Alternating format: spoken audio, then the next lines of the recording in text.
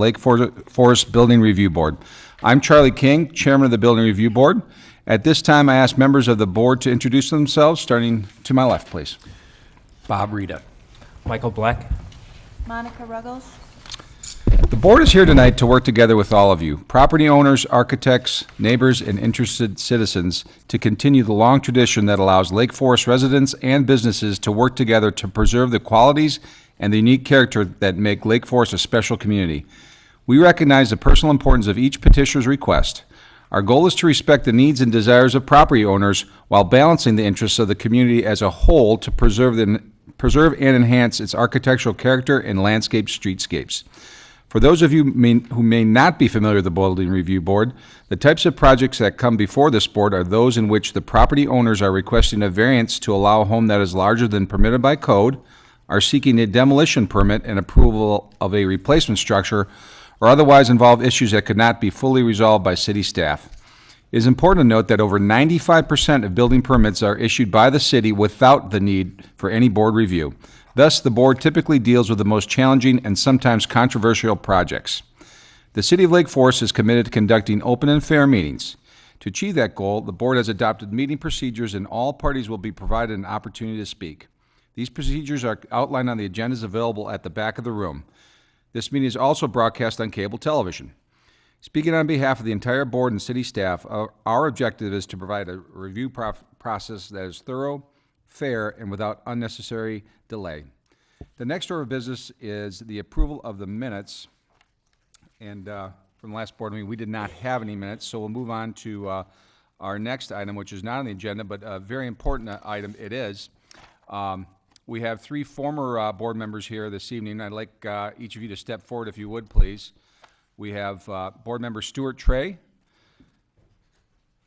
board member Maddie Dugan, and board member and former chairperson Peggy Vignocchi are with us tonight.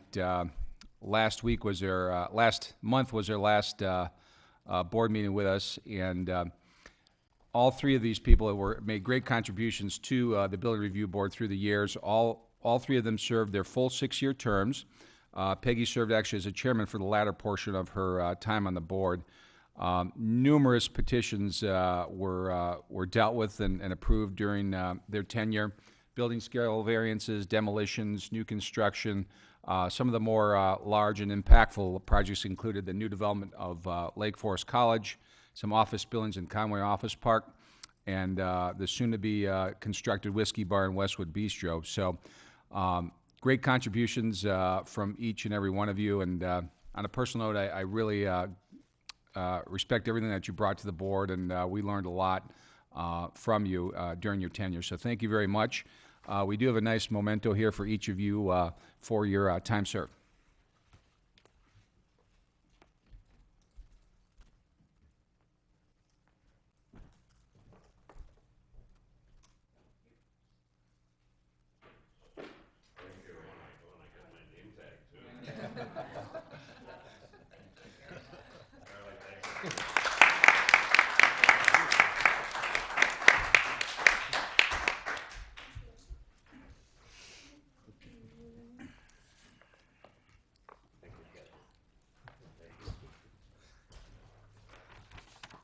Thanks again for all your contributions. Our next item on the board, in front of the board, is a returning petition. It's a continued consideration of a request for approval of the demolition of an existing home and construction of a replacement residence and garage at 104 Washington Circle. The owner represented is David Lidstrom and Victoria Development.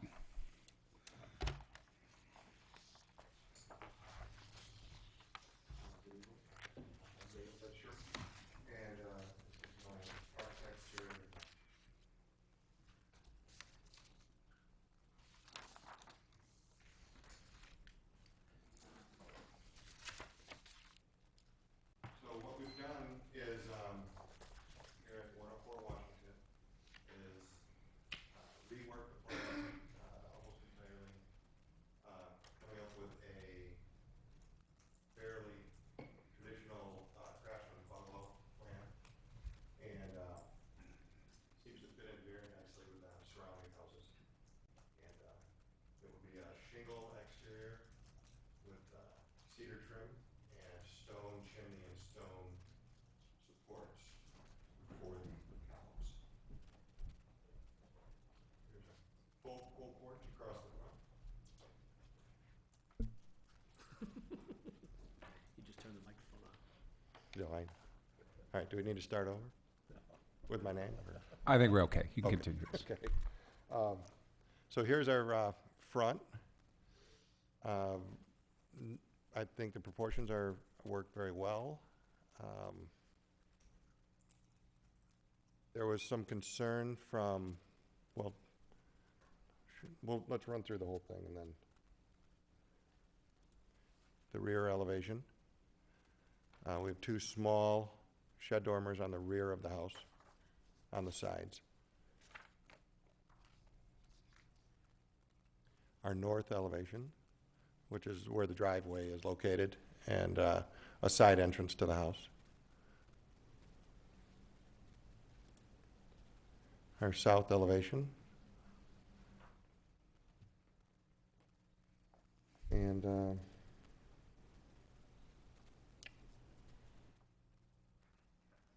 our garage, east and south, so left side and front elevation. The front of our garage, and how it sits on the site. We took the full porch across the front and have that extending from where the south corner of our two-story portion of the house, or main house portion of the house, touches the 40-foot setback line, and only that corner of the porch extends forward over our front setback. And landscaping plan basically stays virtually the same. We added some screening and at the request of the village city forester.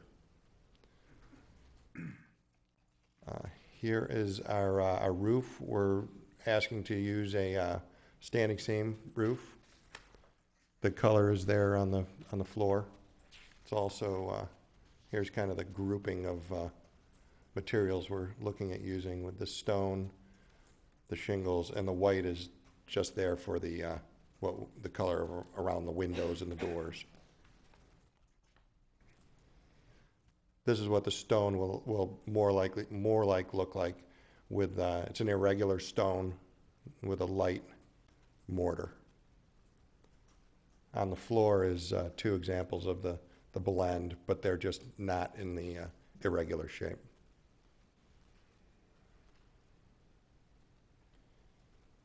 I don't know, I guess that's, do you guys have any questions?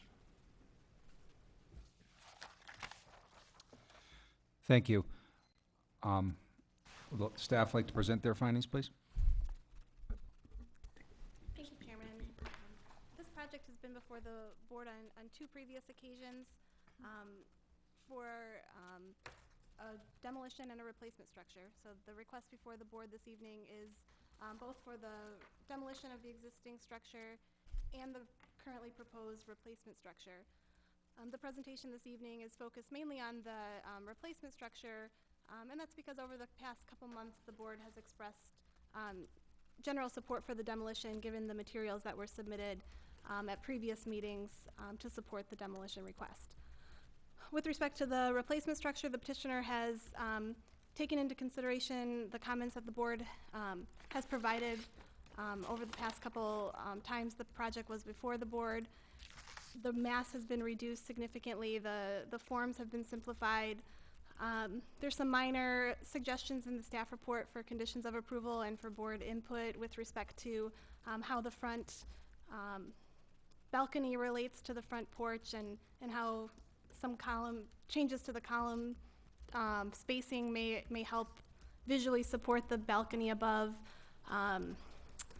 The comments on the landscape plan for board input to really find ways to screen the rear yard from neighboring properties. There is a pool proposed in the back. Pools are atypical in this neighborhood, so the forest or the city arborist was concerned with some views through the backyards, which are relatively open in this area. With that, I will be happy to answer any questions, but we are recommending approval with the conditions noted in the staff report. Oh, one more comment, sorry. Sure. The board also talked extensively about the siting of the home. And I think one positive of this proposal as presented to the board is that while a zoning variance is still required for the current siting, the area that is within the setback area is a one-story porch, and that is consistent with the direction that the board provided in the past. Thank you. It's now time for questions and requests for clarification from the board to the petitioner or staff.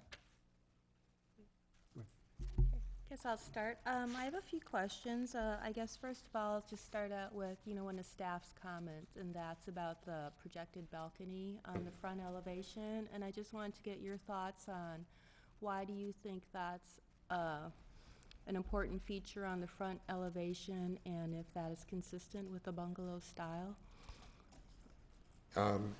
Yeah, I think it's that I don't have a picture here, but the house directly across the street, the older bungalow home has a porch, second floor porch over their front porch, and I think it the house that we based this on, that I got most inspiration from, is here. Can we switch over to the overhead?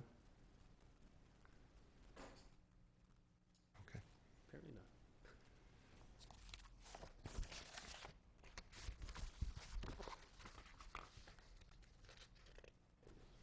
Was this house. And it was kind of a cute detail that I thought was pretty fitting with, and there were many other examples of craftsman homes with bungalows with the little front porch over the first floor porch.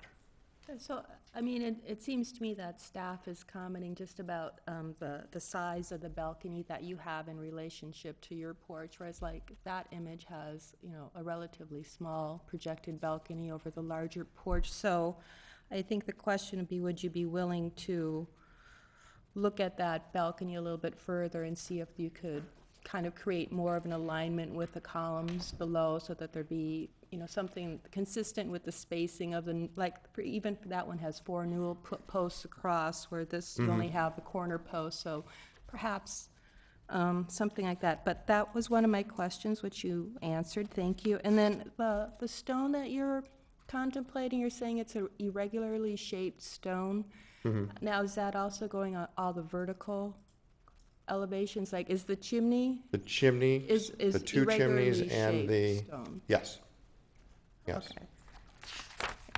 And if I, on your side elevation, the north side, you have, it looks like a canopy detail, and I can see from, the side elevation, you have some posts that are coming out of the wall, and then you have another, horizontal member above that. Is that a covered canopy? Put the rear elevation on instead, Dave. Okay, hold on. So if you look at the north elevation, Right. If you look at the left side of the rear elevation, you can see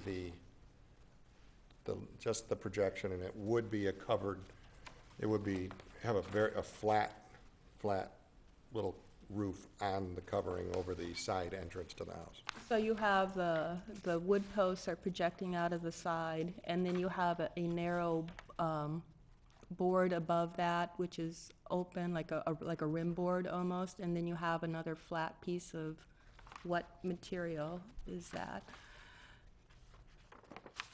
We'll probably, excuse me, I would think we would probably use the same metal that we use for the other roofs. Probably won't be big enough to have the seams or anything, and there are no columns or posts. Those are, you understand, those are horizontal. Brackets. Outriggers, Right, yeah. Okay, yes, but there would be a small roof above that. Most of because the door is actually indented, most of the covering is the second floor. So there's actually a very small overhang. As you can see, it doesn't project out past the face of the chimney. Right, so I mean, I understand that on the north elevation, that side, those are not columns, those are just pilasters like applied to the, Right there. to the face of the Oh, building. on the wall surfaces. Right, Yes. yeah. I Yeah. understand. I just wanted to know what the canopy was made out of.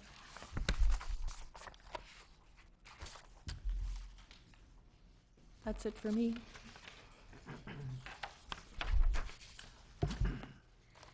Mike or Bob, any questions? I got maybe just a little clarification on the materials, and so the stone you're talking about would be at the base of all of the columns and the chimneys? Is that any other places? No, but originally we were thinking of using a knee wall all the way around the house, and then thought that this was a simpler way of doing it, where we have a cedar band board at the bottom of the house, and shingles up to a band board. So nowhere else are we using the stone, other than the Okay. chimneys and the columns. And then the shingles, is all of that kind of aqua color? Yeah. Is that okay.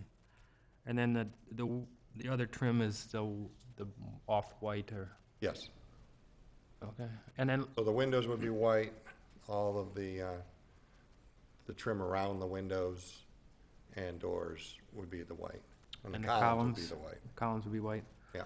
And then the roof, that's like a silver, or what would that The be? galvalume, it's an acrylic coated galvalume. Okay.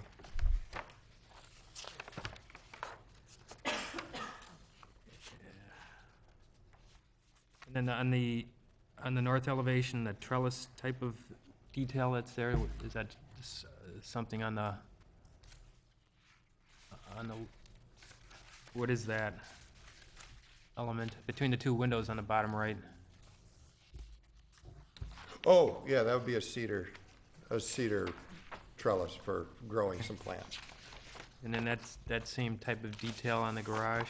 Yeah, that was one of the staff's questions, and I did a little copy paste, and, Actually, I think he's referring to the. oh, are you referring to this side of the garage? Right.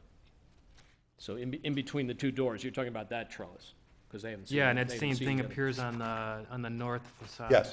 Yes, Okay. and I have a similar treatment on you haven't seen this.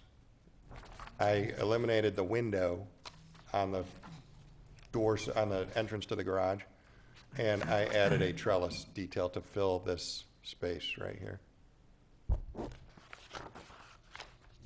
I apologize for that.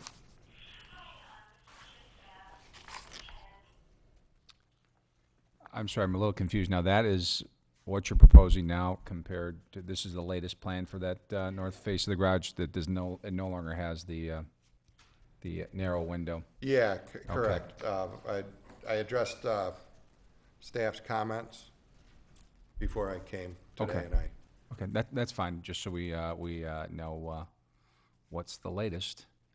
this is it. And then, how about the garage doors? What would that be? A color and the material? They could be white, but I would think maybe something that would be a stained wood. There would be I would like to use a natural wood garage door that would look more like an old horse barn door, something along those lines. And then, back to what Monica was talking about on these little balconies, how far do they extend out? Roughly, is that like 4 or 5 feet, or? I think, are they 4.5 or 5? How about, we might be able to eyeball it, go to the second floor plan.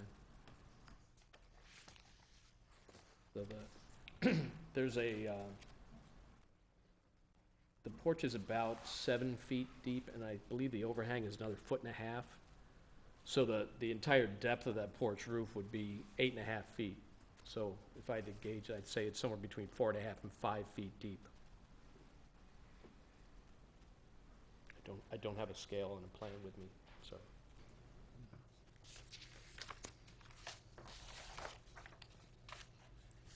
That's all I have for right now. Can I ask one more question then about like the railings? Can you clarify what the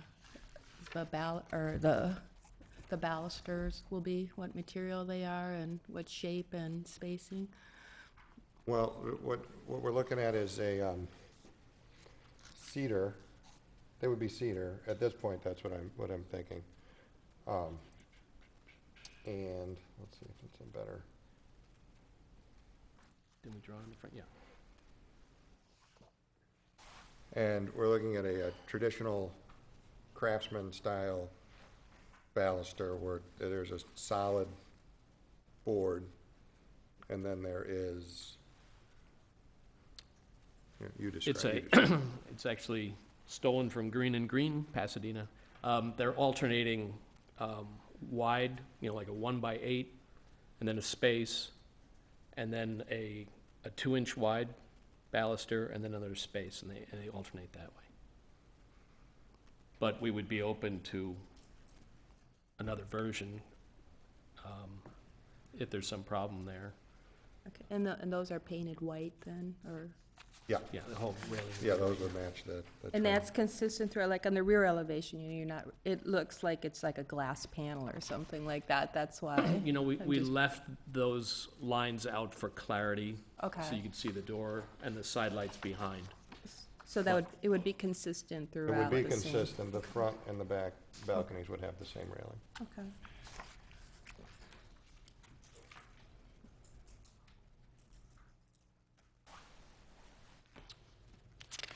The pool area, what are you gonna have for the pool deck itself, for a surface?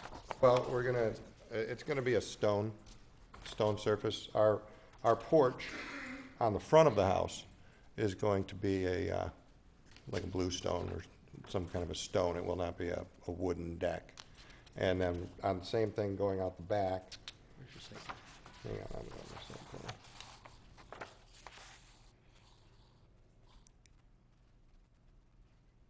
And so my front sidewalk, the deck around the pool, the patio coming out of the house, and the front porch, I think will all be consistent. One of the comments from the staff was that needed more year-round landscaping for the pool area, just to kind of shield that area. And we saw you made an adjustment to the garage area. Have you made additional changes to the landscape plan based upon those comments, or would you be willing to modify it to address those concerns? Yeah,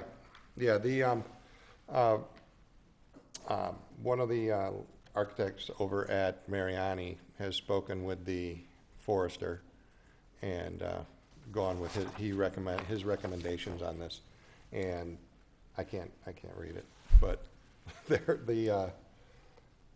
we do have a 6-foot fence proposed along the driveway. So, and then same on the south property line. And so at that point, they recommended using something that would grow faster, so they went with the deciduous trees rather than the arborvitae, so that they would be taller than the fence to block the view from the neighbor to the south. And they did a similar treatment on the driveway side, and I think that's what it says, but I'm pretty sure that's what they did. Okay. So it'd be taller than the 6-foot fence during the summer, and it would be there, it'd be green in the summertime and block the view from the neighbors. Okay, thank you. Well, actually, one other question. The color scheme, frankly, kind of an unusual color. I would think with that bungalow design. I've seen it, some places almost like a Key West feel, South Florida kind of feel. Any comments on that? Well, I do like South Florida, but I guess it does have a bit of a beach community feel with the combination of the metal roof and the shingle and the trim. And I am less than a mile to the beach, so that's kind of, I thought that it would be okay. Okay. Thanks. Well, while we're on that, then how do you think it fits in with the other houses nearby? And Well- not that I haven't been out there in a couple months, and I can't recall what color or how the other houses would relate to that. Well, there are greens and blues, and across the street there's a pastel yellow stucco house, and around the corner, I think it fits in the neighborhood. It's not. It doesn't match every house in the neighborhood, but there are a variety of colors close to it that I think it would complement. Okay, another question on the landscape plan. Could you talk a little bit about the permeable drive that you're proposing? Yeah. Because of the new home and the garage, and where there really is a postage stamp of a house on there right now, and no driveway, we explored the idea of using a permeable paver system with it engineers out to be about a 2 to 3 foot deep stone base underneath it that holds water. Okay. So there would be compensatory storage on the site underneath the driveway.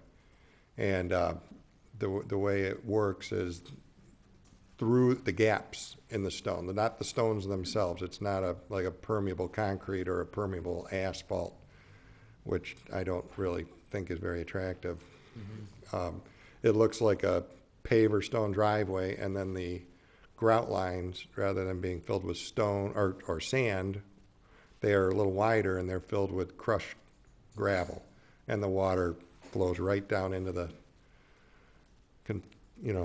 storage area below. And then that's designed with an outlet near the top of it, so the water would have to fill it up, and then it would drain out into the storm sewer system. Okay, thank you. Any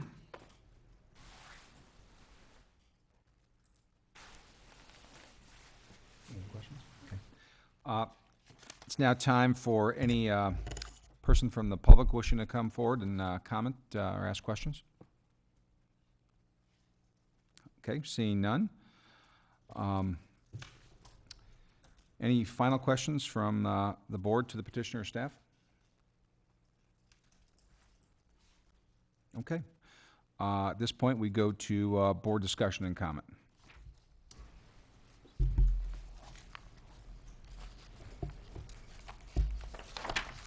Anyone want to start this discussion off?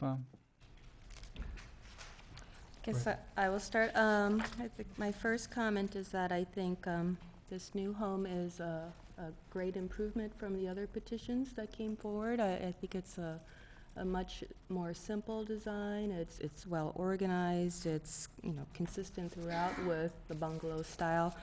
The one issue that I do see staff pointed out was that projected balcony at the front porch. So I think if the petitioners are willing to work with staff and maybe just look at the proportions or the width of that projected balcony, I think that could be something that might help the petition. But overall, I'm in favor of it. I question the irregular stone. I wonder how that's really going to look on the vertical surfaces, so much of that on the chimney. But and the other thing I do also question is that the color of it.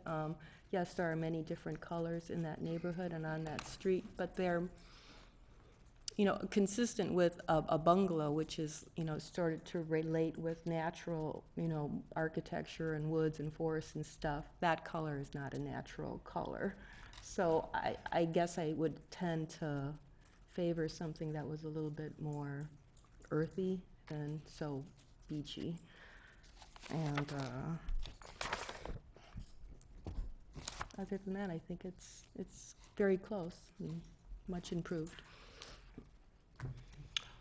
I agree. I think that my concern is probably the color palette, and as you said, Monica, that I would always envision this type of architecture more in the earth tone type. Not that it has to be, but I'm just concerned how that color palette will relate to the neighborhood. That's my biggest concern right now. Bob, do you have any thoughts? comments? I do not. Okay. Well, I agree with you too on the color palette. I think especially that metal roof, it would look gorgeous in Florida on a beach somewhere, but I'm concerned in that neighborhood, whether or not it'll really fit in well with the neighborhood. So I do have a major hurdle on that, and I agree with Monica on the projected porch on the front of the house as well. Especially as it relates to the columns, it looks a little off. I would be willing to press forward personally on the project, subject to the staff having some further input on that detail.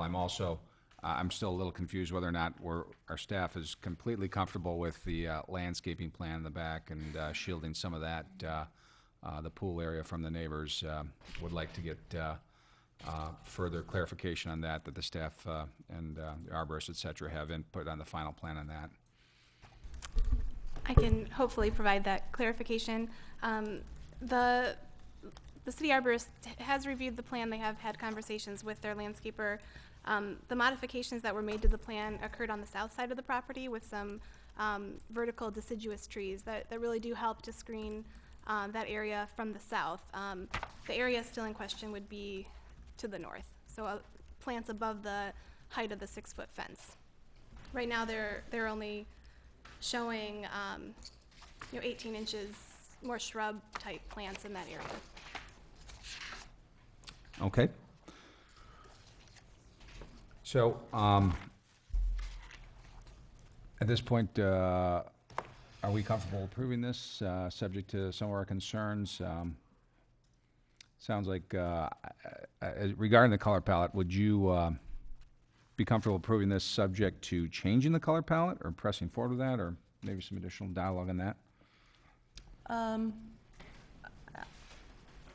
think, yeah, I'm uncomfortable with the color palette. I just don't know how that works. I mean, if that can just go to staff and they... Was this in subcommittee before? I don't think it's ever made the subcommittee. Have you approved color palettes before? Certainly I've worked with petitioners with direction from the board to refine a color palette. So, the direction to be more earthy, less beachy, I think that's clear. Okay. Okay. I think, yeah, so I mean, if we could just put a condition on it that we would approve it, then have staff look at the projected balcony and the color palette. Makes sense. Are you comfortable with that, Bob? Absolutely. Okay. All right. Well, I think we have a basis for a motion here then, if somebody wants to step up. You have to do the I'll do demo it, see if too? we can pull this off.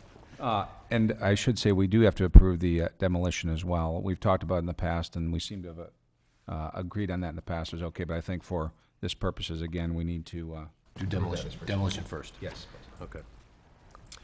I move to approve the petition for demolition as submitted based on the findings as stated on page, hang on. In the staff report, okay. Dated June 5th, 2013, for the demolition of 104 Washington Circle, Lake Forest. I second. All in favor? Aye. Aye. Aye. Motion carries. All right. I move to approve the petition as submitted based upon the findings of staff and the report dated June 5th, 2013 for the construction of single-family residence at 104 Washington Circle. The complete staff report, the materials included in the packet, and the public testimony are incorporated as part of the findings.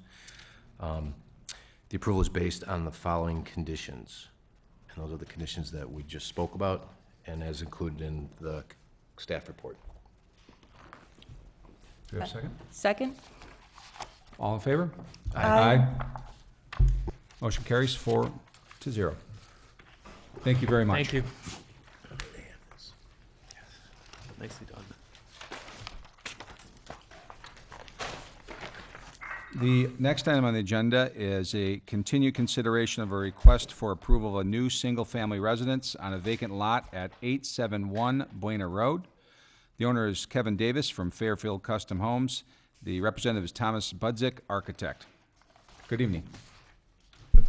Good evening, ladies and gentlemen of the board. My name is Tom Budzik. I'm the architect for this project.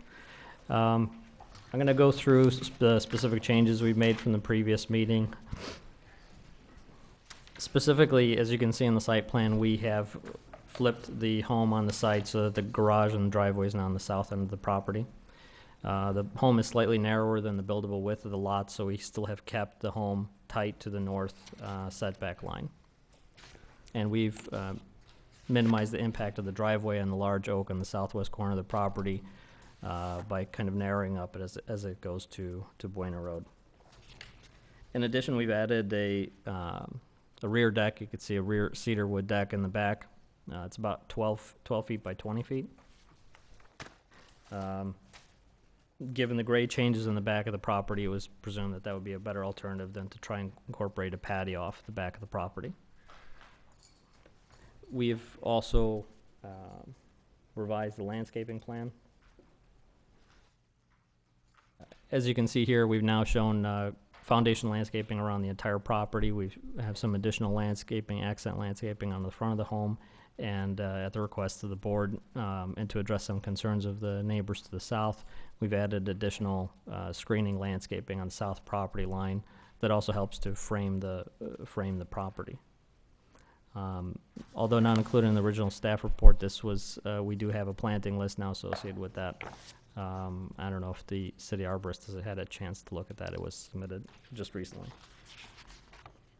We've also provided final engineering plans for the site. The final engineering shows swales on both the north and south end of the property, maintaining the natural drainage on the property. As you can see, the landscaping it was done in a way to also allow for those swales to be installed. The sump pump as well as the downspouts are all directed to the storm sewer. There is a storm sewer off of Buena Road, so we're taking a large portion of the impact on the property and directing that to the storm sewer. All in all, it's about 3,400 square feet of total impervious coverage. The roof area is about 2,400 square feet of that area, so that portion is directed straight to the storm sewer. So we feel that we've done an adequate job of minimizing the impact on any adjacent properties by trying to eliminate that sheet drainage as much as we could. We've also refined some of the architectural detailing around the home. On the large two-story mass, we've broken down the elevation somewhat by grouping the two larger windows that are at the living room and the bedroom above and creating a box bay element. That element then runs up and dies into the roof eave above. This notes another change in the plans. We've now run roof eaves across on all of the gable end elevations, so that's consistent throughout the home. We've also added a louver at the gable end there to again for to additionally accentuate the gable end roofs.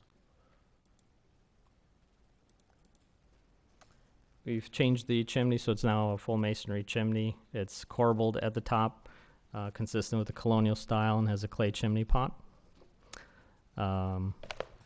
We've also aligned some of the doors and windows along the back elevation, so that's more consistent.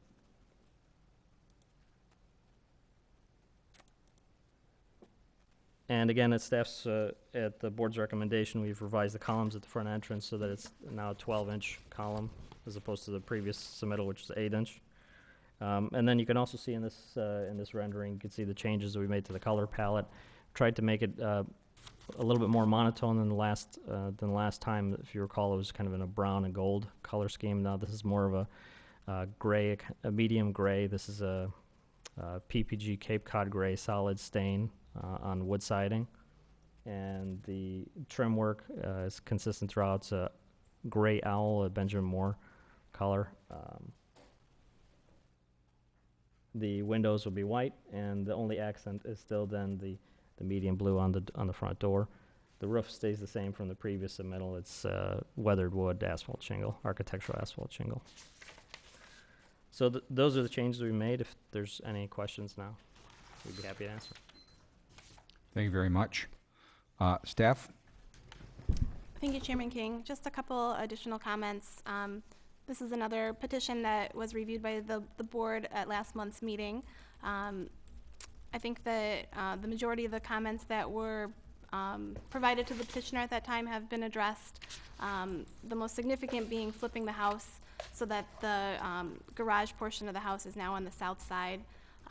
There were some concerns before that it wasn't going to quite work with the grades, but the petitioner was able to make that work, and I think it was a successful change. The areas that the board asked the petitioner to look at were the front portico, so we'd like to hear your comments on that area, and the landscape plan. I think the landscape plan is still a work in progress on this project. Given the wooded character of the lot, the city arborist recommends that the final landscape plan really be developed as the building starts to take shape, so that once the trees that do have to come out in order for new construction to take place have been removed, the conditions of the site can be better assessed, then the petitioner's consultants can really understand what plants are going to thrive there and provide the screening. As a condition of approval, the expectation would be that year-round screening would be provided to both the south and the north neighbor of the new construction. So you do have a preliminary plan. It looks like additional information has been prepared and provided this evening to the board. But the condition of approval is that we continue to work through the landscape plan at the staff level. You have received some correspondence from neighboring properties. There was public testimony at the previous meeting with concerns for views to neighboring properties as well as drainage. City engineering staff has reviewed the preliminary information that was submitted and does feel that a workable solution can be achieved on this site. The additional impervious surface that's being added with respect to the house, the water from the downspouts will be directed to the city's storm, and very little grade changes are proposed. So there is a workable solution, and I think as we get more detailed plans, those will be worked out.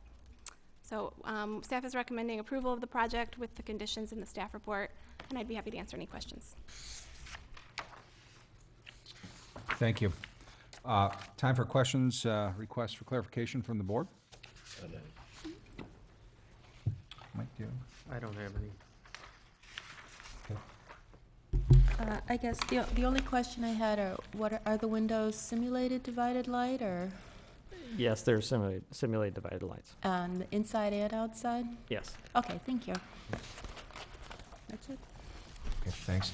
The garage door material, It's a metal garage door, but done in a carriage house style, so that there's trim pieces that are applied to the door to give it that look and feel of a wood door. okay, and the deck in the backyard, is that gonna be a wood deck of some sort, or Yes, cedar deck. Yeah. cedar deck? Okay.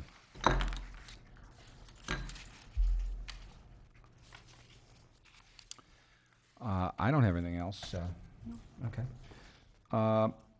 Now's the time for anyone from the public to come up if you have any questions or comments.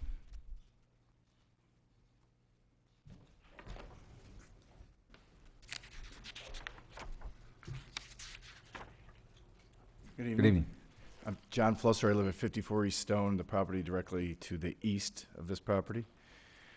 And I submitted a letter to you guys as well, and since the last meeting, I've actually had the underground contractor that has done all the work in my backyard come take a look, and some arborists from the Lake Forest Open Lands come to my property as well. And my issues are the same. They continue to be just drainage issues. And now that we have moved the driveway over to the other side, and there'll be a swale on that south side of the property, as you guys mentioned, the problem is all that water is coming right to my property. It goes right by the Notz property, which is on the corner there, and then right to my property. And the underground contractor recommended drains put in the corner, so either a sewer and/or strip drains that would then be linked to the storm sewer system to help alleviate some of that impervious surface water displacement. And that is my big issue is dealing with that, because I already am, and this is just gonna make it worse. And the other issue is in the landscaping plan that I saw, and the Notz' letter as well, is just making sure the screen on their side is tall enough to really block a view right through the bedroom window. And from the looks of it, I have no screen in the back of the property. And when the open lands folks look at it, there's a lot of buckthorn and small trees back there, and it looked like it was all cleared on that landscape plan. It's hard to tell or guess what's gonna happen back there. And, I'd like to have a screen of some sort as well. I know you guys have focused, they focus on the north and the south, but I'd like to, I'm used to looking at a row of trees now, and it'd be nice to continue to have a natural screen there as well. Thank you. Thank you. Please do.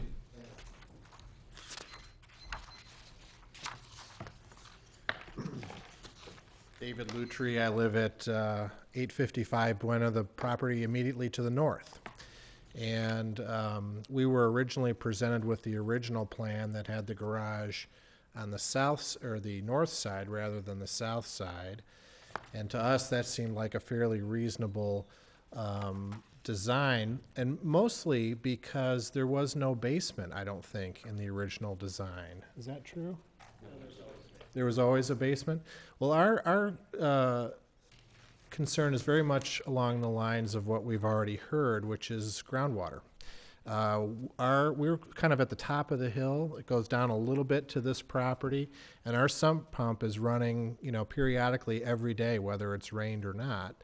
And to displace this amount of groundwater and, have this property situated the way it is, we have some real concerns. And we think it might be devastating to the properties down the hill. And I think the gentleman just mentioned that. We've known about their issues with groundwater for a long time. The other thing is that now that this property is turned, there is one window that's probably going to look directly into my 8-year-old daughter's bedroom window. And because our house is very close to our property line, this new design actually moves the edge of the living space of that property closer to the lot line. Instead of being roughly 13, 14 feet, now it's going to be about 10 feet, and it's going to look directly into my little girl's bedroom. One of the things that occurred to me was that if this building were to be moved maybe 15, 20 feet back on the lot, that would do a lot to solve that problem. We'd also like to see some screening, very much like what's been described by all the other neighbors. But I understand that moving the property back causes a problem with the elevation. Isn't that what you've been saying, or? Well, I think it's their design guidelines is what the problem is. So. It would impact the community. Right. So I think, in other words, you couldn't get the same elevation if you were to move the house back on the property. Is that my understanding, or? No. Well, I don't know if that would really affect that, but. I don't really know. I don't pretend to know the answer. But I guess my real concern is that I don't really want that window looking directly into my little girl's room. And I have concerns about the drainage. So that's where I'm at. And I just wanted to also thank you guys for doing such a great job in keeping our town beautiful. I'll leave all the beautification to you without question. I just am concerned about those structural elements that relate to our property. Thank you. Thank you very much.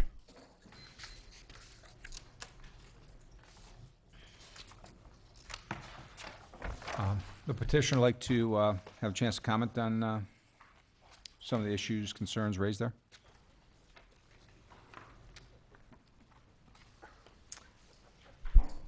With regards to the drainage along the property, in a sense, we are actually improving the current condition. We're taking an area, a 2,400 square foot area of land that was once seeping in groundwater, and we're taking that, all the water that falls in that, we're directing it straight to the storm sewer. So I know it's a very common understanding, and surely there are concerns with sheet drainage, the speed that the water flows over the ground changes, that definitely changes. But in terms of the actual impact on the property, I don't know that, we're trying to do as much as we can to minimize that. In terms of installing a drain on the back of the property, I really don't know the feasibility of that because I don't know the depth of the storm sewer off of Buena Road. There's a pretty significant drop-off on the entire property, and I just don't know if we have the pitch to place a drain somewhere in the back of the property and have it actually feed into the existing storm sewer, which is on Buena. That said, we are willing to work with the engineering staff to try to come up with a solution that minimizes the impact. With regards to the concerns of the neighbors to the north, one little clarification that actually the location of the home on the property hasn't changed, so it's always been kind of tight to the north property line.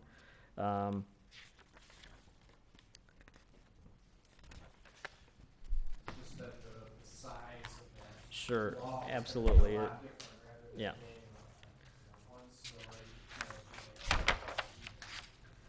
so that's a significant difference for us.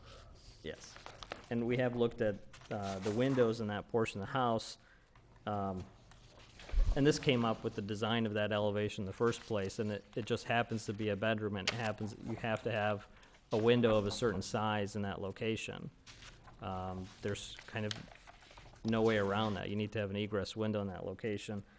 And we'd be willing to change the living room windows, but then again, that affects the detail, the design element we've created on that portion of the house. So it's some very interrelated issue. To the extent that we can provide screening, landscaping on that side, we will absolutely willing to do that. That's an easy fix for us, but But it affects swale. yes, to the extent that we can install that and still have the swale, we're willing to do that. But in terms of adjusting the layout of the house at this point,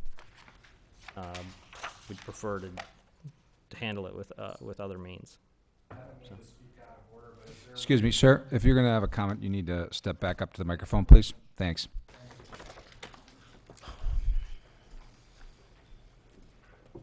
Thank you for your patience. I appreciate that. Is there a realistic opportunity to move the property back, say 15, 20 feet in the lot? Because that makes a huge difference for us, huge.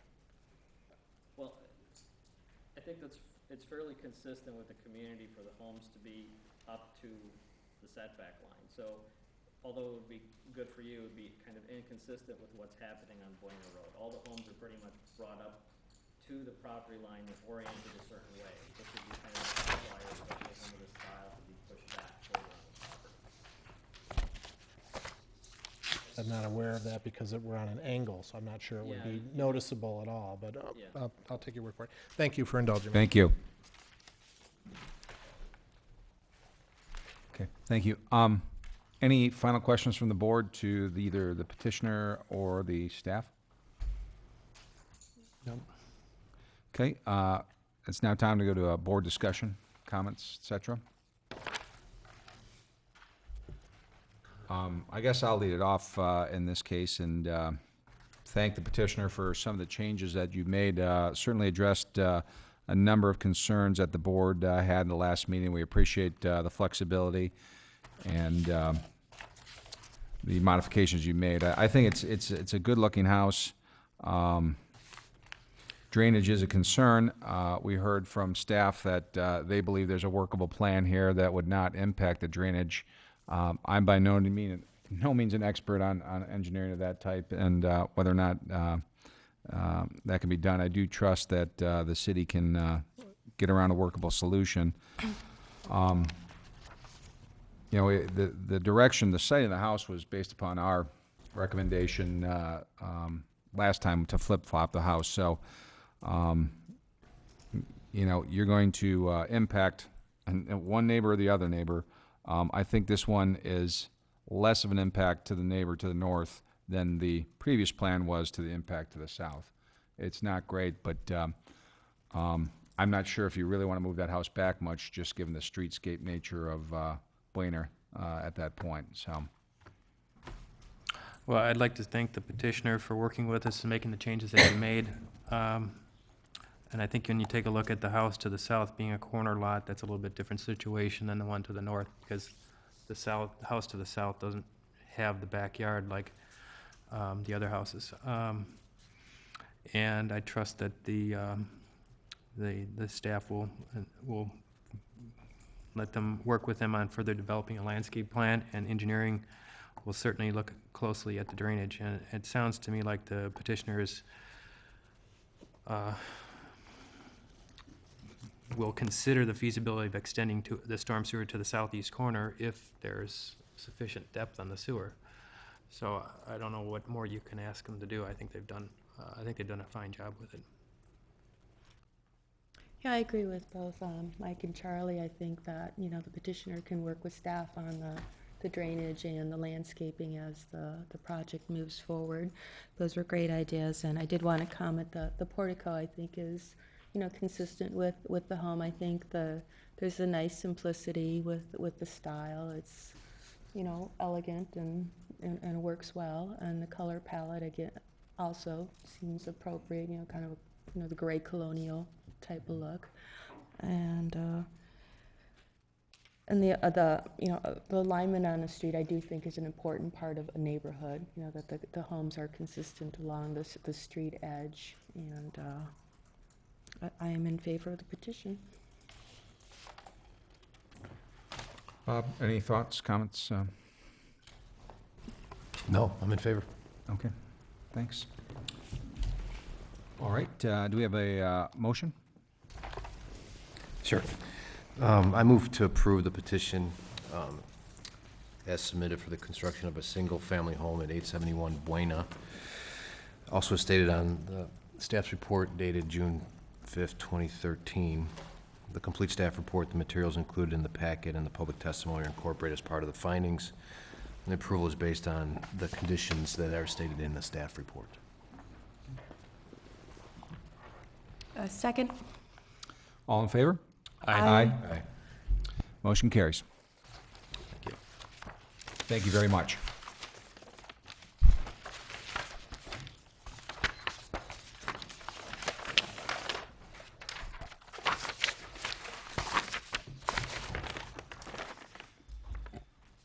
The next item on the agenda is the continued consideration of a request for approval of new elevations and exterior materials for previously approved duplex residences at Willow Lake, a development in progress near Conway Park.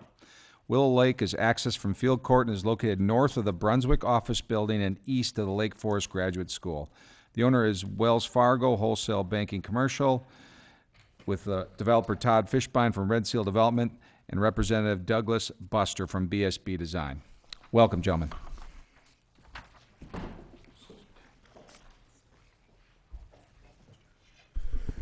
Thank you. Chairman King, members of the Building Review Board, good evening. My name is Todd Fishbein with Red Seal Development.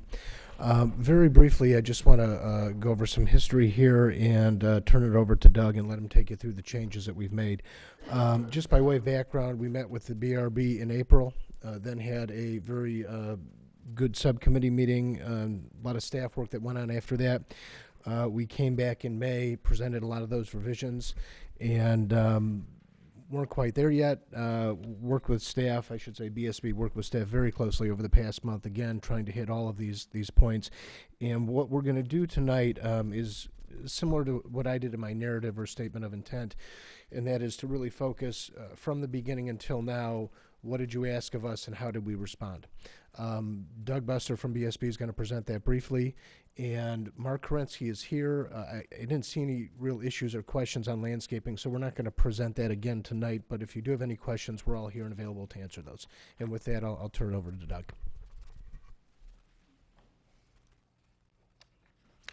Evening, Board. Thank you. As Todd had mentioned, he has a statement of intent. I'm actually going to follow this quite closely tonight rather than trying to go back through some issues. But since the board has changed, I'm going to try to accomplish two things. One, I'm going to definitely concentrate on the detail, but just secondly, try to give a quick overview that when we started the community redevelopment, for those of you who may not be aware, we went out and studied the existing architecture, and although it was of high level quality, we really didn't have a defined style that had been set up out there. In fact, we came to the first presentation and kind of said, we're going to try to repeat and improve on the styles that were there, but originally those styles we called post because it had a square post, and column because it had a round column, and that's about as defined as we could get. Through that process on the first evening, we went to a subcommittee session and worked with our head of design, Jeff Mulcrone, worked with Mr. King and John Clair, and worked closely with trying to develop, instead of just taking those two elements verbatim, taking those two styles and really turning them into two architectural styles that are clearly defined.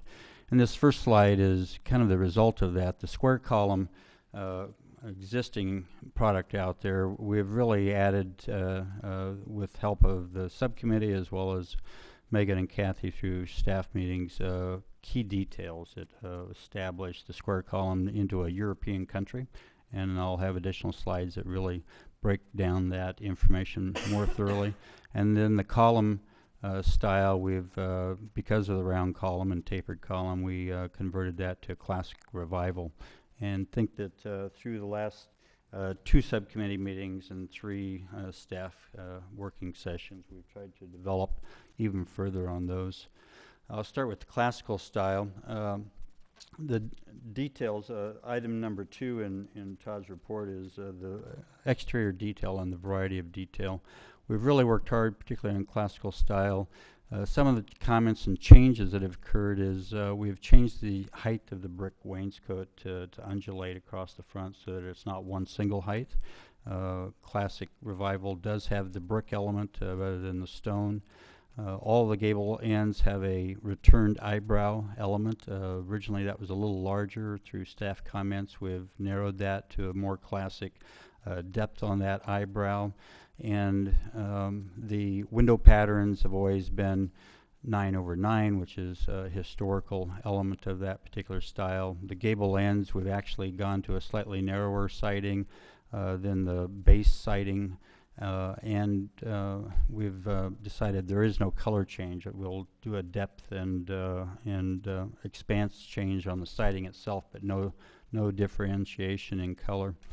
The European country style, the heavy post columns, we've accentuated those porches by, through staff's comment, accenting the brackets and always going after a double bracket detail at every single porch.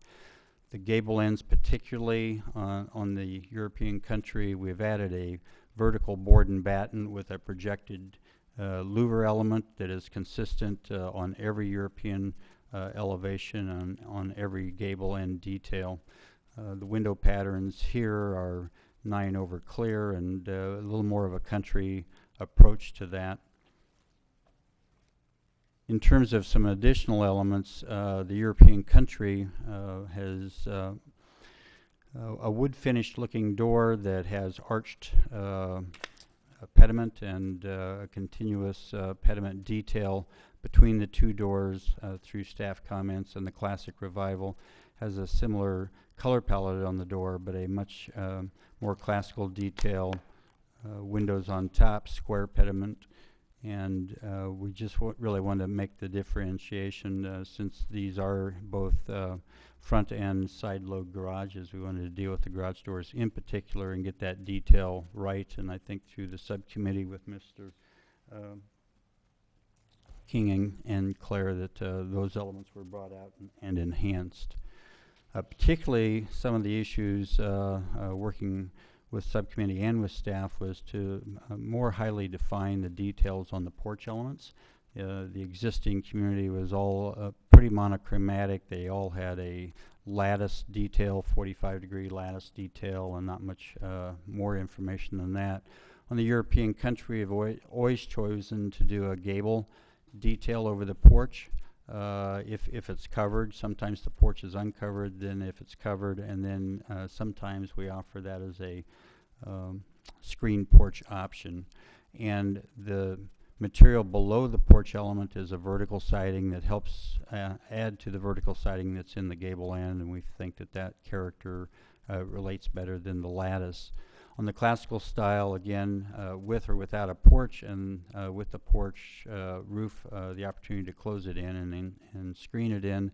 And we have gone to a lattice element, but a more historical square grid rather than a diamond grid on the lattice element. So we think we've highly improved those elements at staff and subcommittee's request, and felt like we'd followed through closely with that. The next bullet point in the statement of intent was dealing with the colors. Originally we came in with 2 color palettes and a stone and a brick, and through comments from staff and subcommittee we've gone to 4 color palettes. We've gone to 2 different stones for the European and 2 different brick colors for the classical, and then we've worked through those color palettes so that we believe they're interchangeable. As we get to a monotony code issue a little later, we'll have restrictions on what colors can go where, but we've looked at all these earthy tone pattern color palettes to be interchangeable so that there would be no surprises as we get to the field. The next bullet point in that statement of intent was the massing, or excuse me, the doors. We just want to follow up the exterior doors. Really hasn't changed since the last subcommittee. We've looked at color palettes for each door that works with color palettes of the siding and the stone, and we really didn't have any additional comments on that. One of the key things, particularly through subcommittee and staff, that we worked on was simplifying the overall detail. We originally had a few more gables, a few more projections, a few more pop-outs, and a few more dormers, and through working with staff, we've clearly cleaned that up. We've simplified the buildings, made them look a little more historical, and simply simplified the massings and the roofscapes. I think one continuing comment on the massing has been that there's still some objection to the very last far bottom right, D2/E. We believe that's not necessarily due to the detail, because it's the same detail used elsewhere on all the other combinations, but because it's the 2 largest units put together. I think we'd like to have consideration on that, because if I can remind the board that the original project only had 2 unit types, and now we have 6, and the original community only had 3 combinations, and now we have 14. And the reason we introduced 6 plans was to get to a smaller square footage all the way down to 2,500 square feet.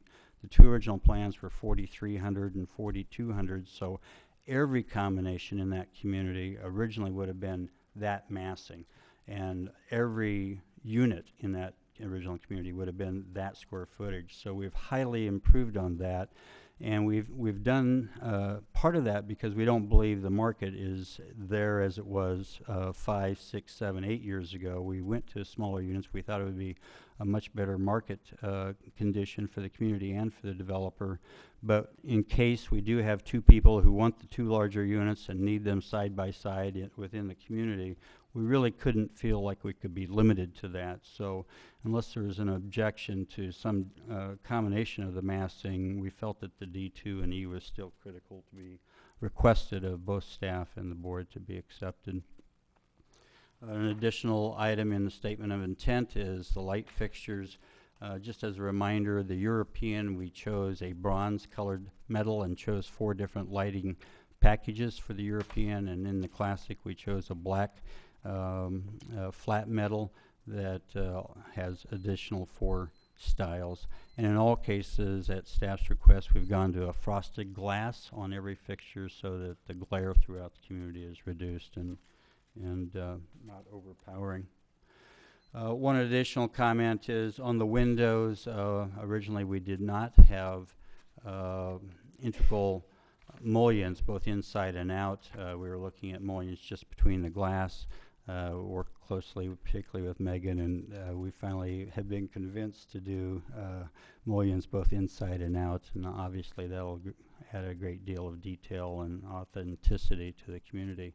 While we're on that slide, we wanted to talk about the brick and the stone chimneys.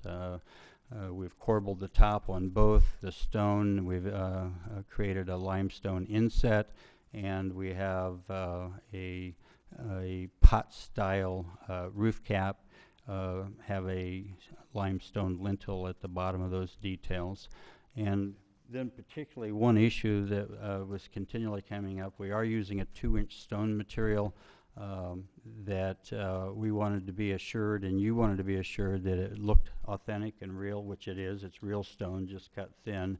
So the detail we've created is a full brick ledge, stone ledge, so that throughout the entire community it will never appeared to be an add-on or a paste-on, but it will be sitting on its ledge and have an authentic detail. So we paid attention to that request as well.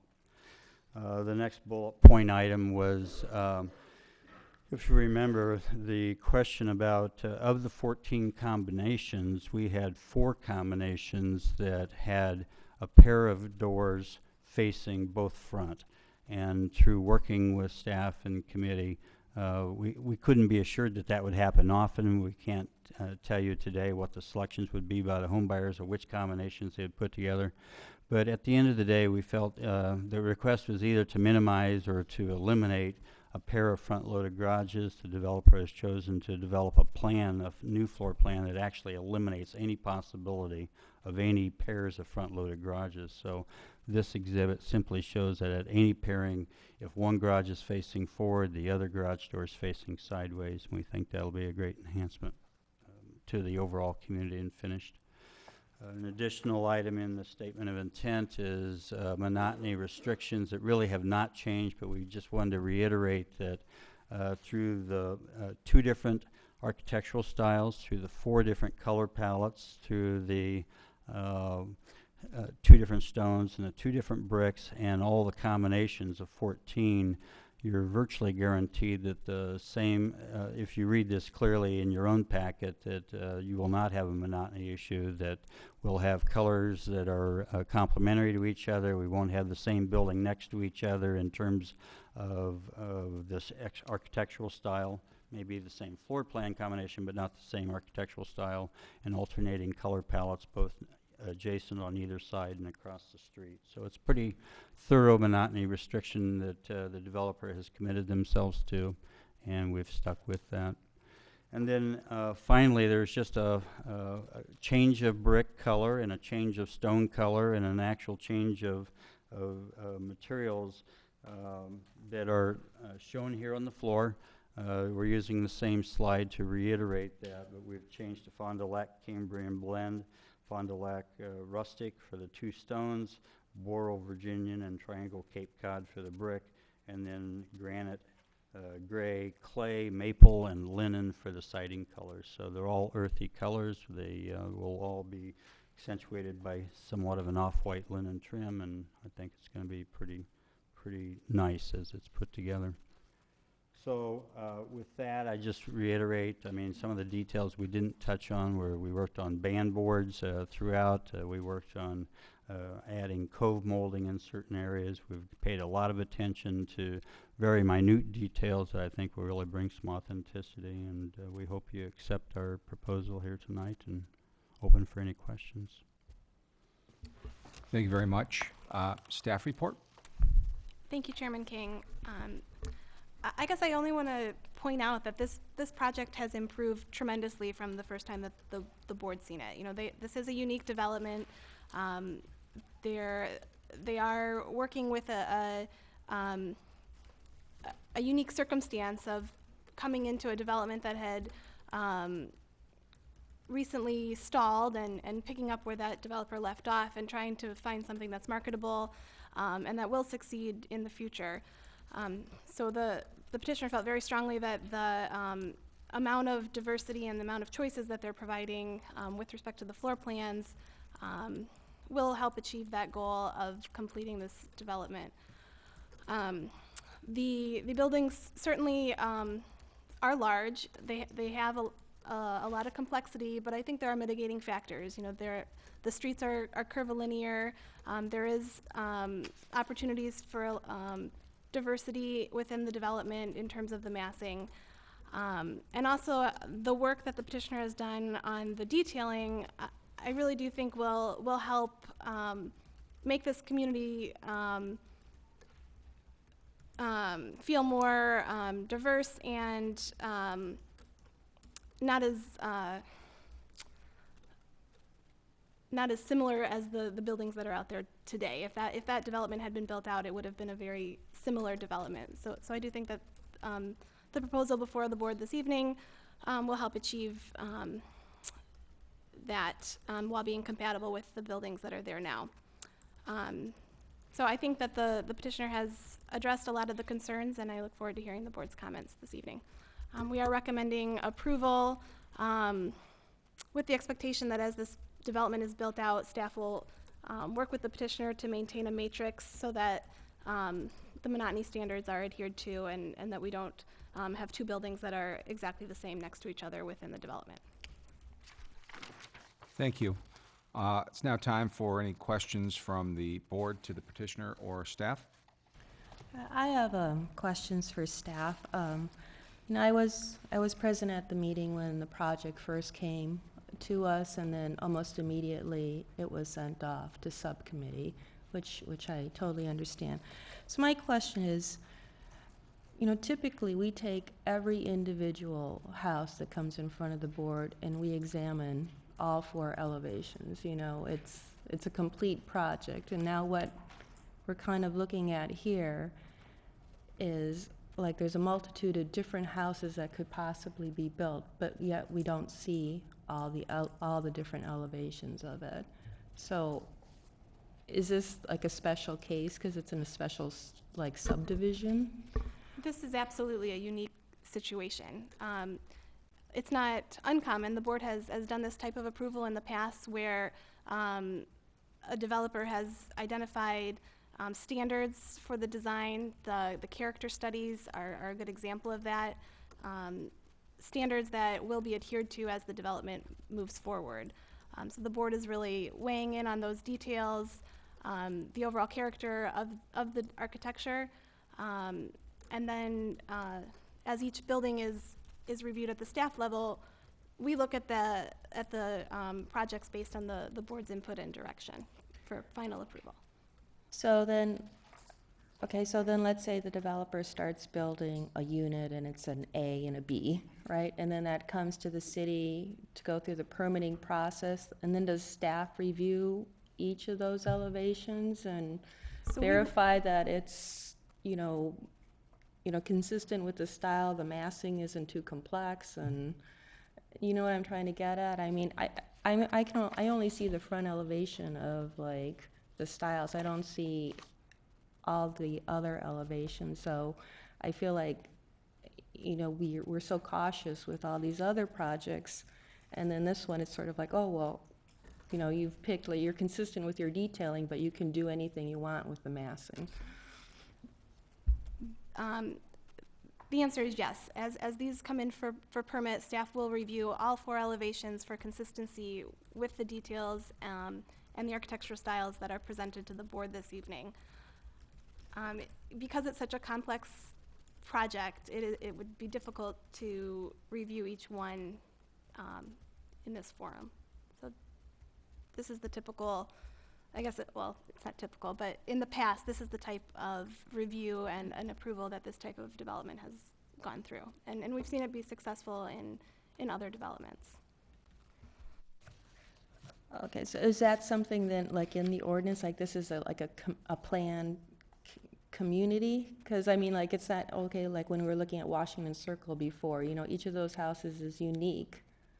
And I just want to be clear that, we're not just saying, okay, you don't have to abide by the same rules as, the other petitioners came in with their one house, which really, they all got scrutinized. Absolutely. The character studies and the materials that are in your packet this evening will actually be forwarded to the Plan Commission and ultimately included as part of an ordinance to allow this development to move forward. So it is a unique situation. It's a unique development. It's not the same as the individual properties that come before the board. Okay.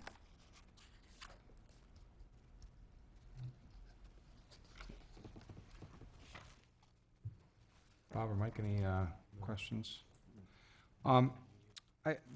In your report, Megan, seems like we are taking issue, or you're taking issue, the staff's taking issue with D2E. The petitioner mentioned that. Could you expand on your concerns on that particular unit? I think with respect to the lens which this was reviewed, the hierarchy of massing, the petitioner did a lot to refine several of the combinations. I think just given the size of that unit and the way the masses come together, it's hard to find a primary mass and a secondary mass in that particular one. Certainly if the board feels that those standards are met, it was a suggestion in the staff report, or if there are other combinations,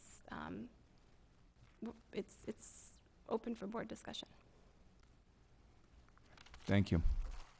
And I would say that if there's any comment specific to that one that the board would could provide to help modify that in order to get it to a point where it does meet that standard of hierarchy of massing, we would be happy to work with the petitioner and make those modifications as the projects move forward.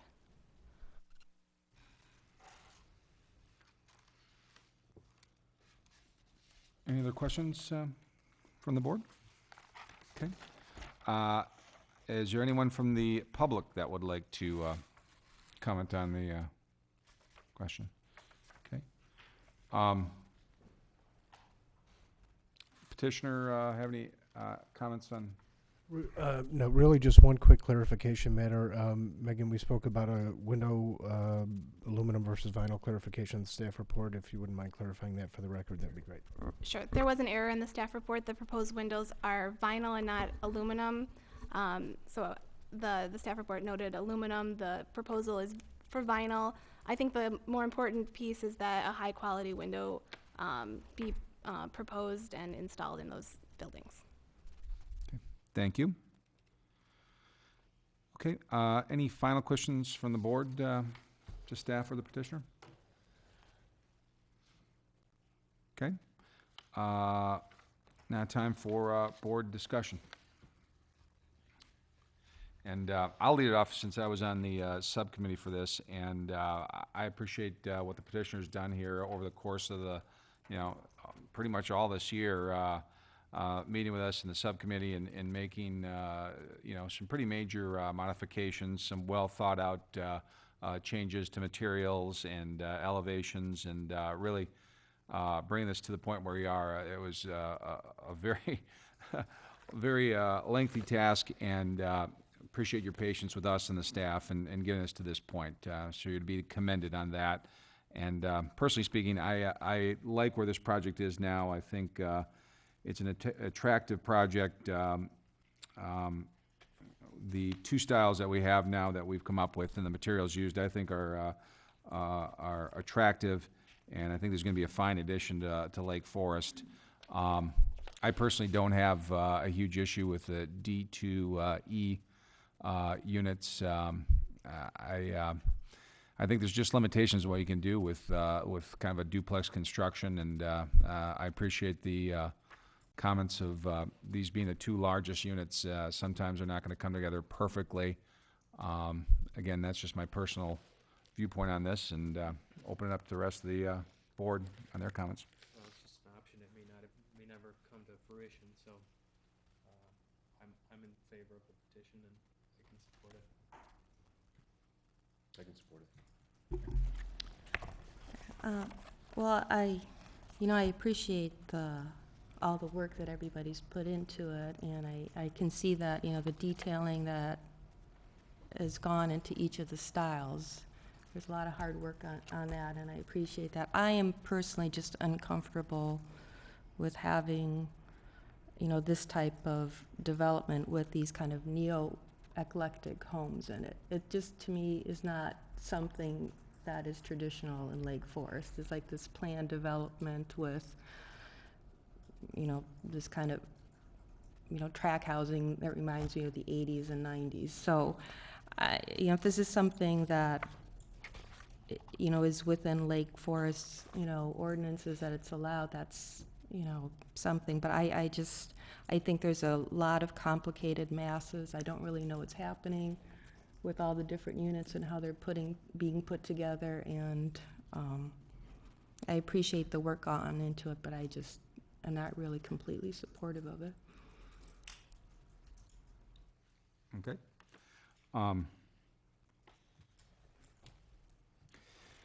With a four-member board, we need 3 to approve this. Okay. Do we have a motion? Yeah, I can make a motion for it. I move to approve the petition as submitted for the Will Lake development. And if I'm correct, the motion is for the architectural design, the material palette, and the color selections for that development. Is based upon the staff report dated June 5th, 2013.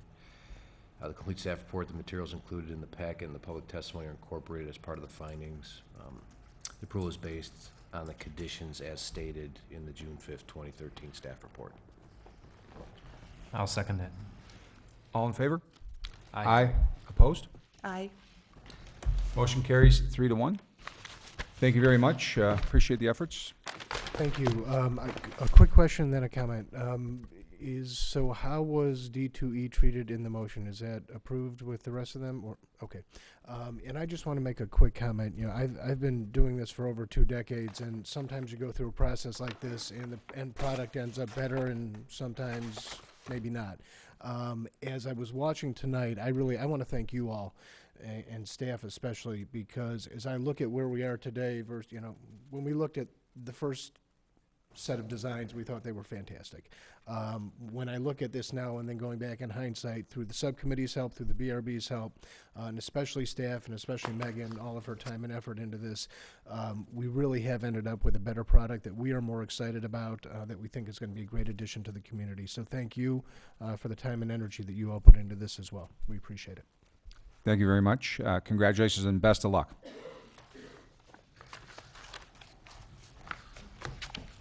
Our next item on the agenda is the opportunity for the public to address the board on any non-agenda items.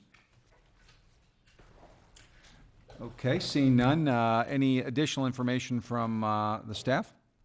Just a note that for your July meeting, we are going to poll the board for an alternative meeting date. I believe your regularly scheduled meeting date falls the day before the 4th of July. So we are going to look for an alternative date for that month. Keep an eye out for an email. Okay, thank you very much. I think, would anybody move to adjourn? You might as well, you've done also. I move to adjourn. Second. All in favor? Aye. Aye. So adjourned.